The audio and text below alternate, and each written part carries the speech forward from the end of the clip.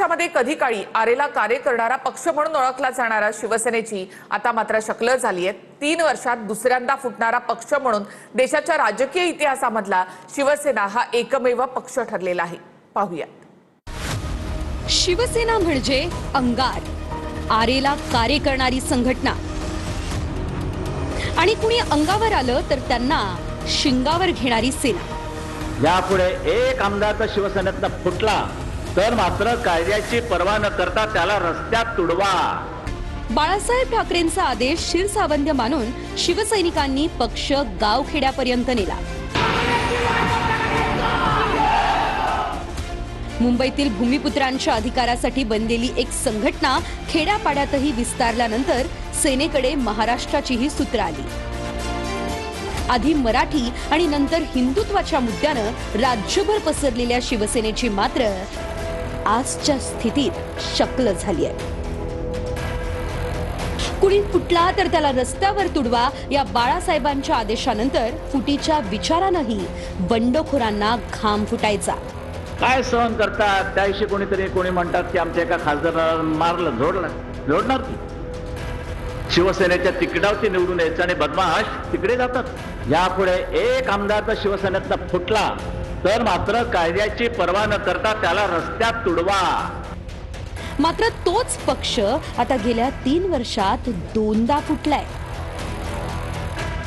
देशाच्या राजकीय इतिहासात एखाद्या पक्षासोबत असा प्रकार पहिल्यांदाच घडलाय। छोट्या मोठ्या कुरबुरी वगळता अनेक वर्ष अभेद्य राहिलेल्या शिवसेना भाजप युतीत 2014 पासून वितुष्ठाची सुरुवात झाली। पद आणि जागांचं वाटप, एकमेकांच्या विरोधात बंडखोरीच्या आरोपांनी शिखर गाठलं। परिणामी 2.5 दशकांच्या युतीचा 2014च्या विधानसभेआधी काडीमोड झाला। नंतर राज्याच्या सत्तेत शिवसेना भाजपसोबत बसली। मात्र सत्तेत असूनही युती अंतर्गत वादामुळे शिवसेनेने सत्ताधाऱ्यांऐवजी विरोधकांचीच भूमिका अधिक निभावली। 2014 ते 2019 या दरम्यान सत्तेत असूनही सेनेचे मंत्री सदैव खिशात राजीनामे घेऊन फिरत असल्याचं सांगायचे। 2019च्या लोकसभांच्या तोंडावर अखेर भाजपनं पुन्हा शिवसेनेसोबत युतीची बोलणी यशस्वी केली। मात्र राज्यातल्या सत्तेतील मंत्रिपदांचा वाटा 50-50% ठरल्याचा दावा हा ठाकरेंकडून करण्यात आला। 2019च्या विधानसभेत भाजप मोठा पक्ष बनला, पण सत्तेतील बहुमत शिवसेनेशिवाय अशक्य होतं। त्याच वेळी 2.5 वर्ष मुख्यमंत्री पदावरून सेना भाजपत पुन्हा बिनसलं।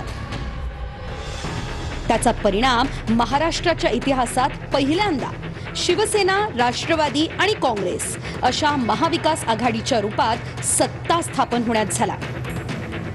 परस्पर विरोधी विचारांचं सरकार म्हणून महाविकास आघाडीवर टीका थांबत नाही। तोच शिवसेनेतून एकनाथ शिंदेंनी बंडाचं निशाण फडकावलं। जवळपास 40 आमदार शिवसेनेतून फुटले।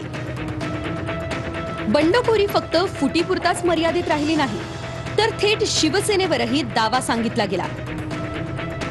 फुटीनंतर भाजपनं शिंदेंच्या नेतृत्वातल्या शिवसेनेशी युती करत महाविकास आघाडी सरकार पाडलं। त्याच्या 1.5 वर्षात राष्ट्रवादीही फुटली आणि त्यांनीही राष्ट्रवादीवर दावा सांगत सत्तेत प्रवेश केला। अर्ध्याहून अधिक नेते, आमदार, जिल्हा प्रमुख फुटून गेले आणि त्यानंतर शिवसेना संपल्याची टीका ठाकरेंवर झाली। मात्र लोकसभेत चिन्ह आणि मूळ पक्षाशिवाय ठाकरेंचे 9 खासदार जिंकून आले। वर्षानुवर्ष धनुष्यबाण म्हणजेच शिवसेना ही ओळख गावखेड्यात बसूनही नवख्या मशाल चिन्हावर ठाकरेंनी 9 खासदार आणत शिवसेनेची ताकद दाखवून दिली।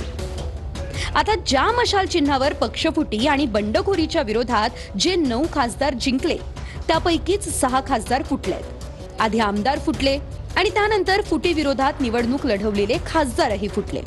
आमदार फूट आणि पक्षावरचा दावा याचाच फैसला अद्यापही सुप्रीम कोर्टात प्रलंबित आहे।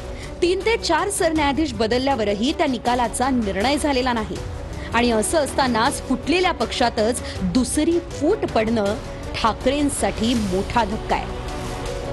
एक लक्षात घ्या की महाविकास आघाडीला लोकसभा निवडणुकीमध्ये महाराष्ट्रामध्ये जे प्रचंड यश मिळालं